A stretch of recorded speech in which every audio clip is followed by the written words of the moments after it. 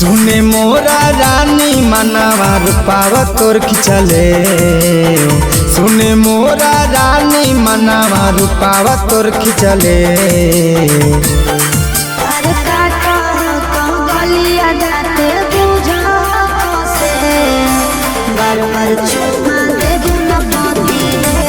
अच्छा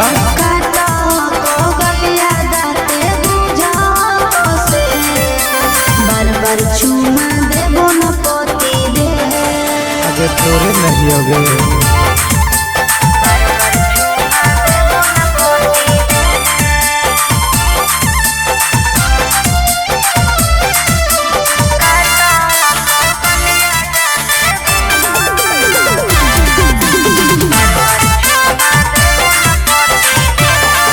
आगे बिना सटल हमारा रानी लगा हो ना मन आवा लगा हुआ चारा धर के सुत जाइया आंगन आवा।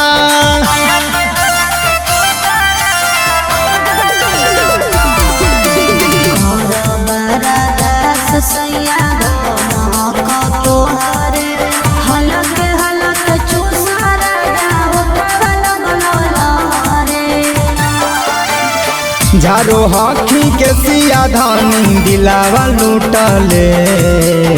झारो हॉकी के सिया धानी दिलावा लूटले।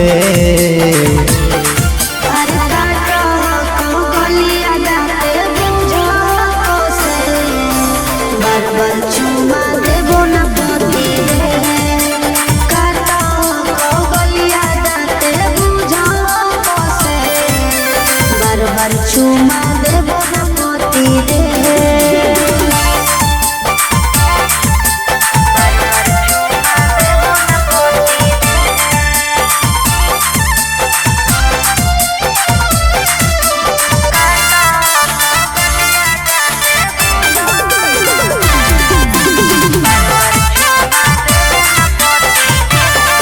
अगे चलो ही आंगनावा छम छम बाजो गोड़ के पायल पेनो हखी साड़िया देखी हो जाइयो घायल।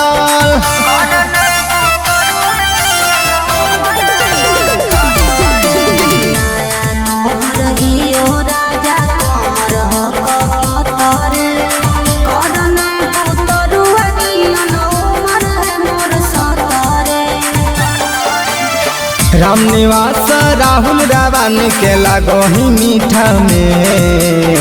राम निवास राहुल रावण के लगो ही मीठा में।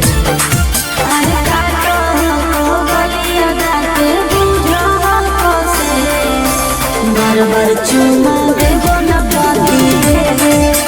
काटा हो गलिया दाते बुझा से बार चुमा देबो न मोती रे। एकदम कश्मीरी सेव हखी गे।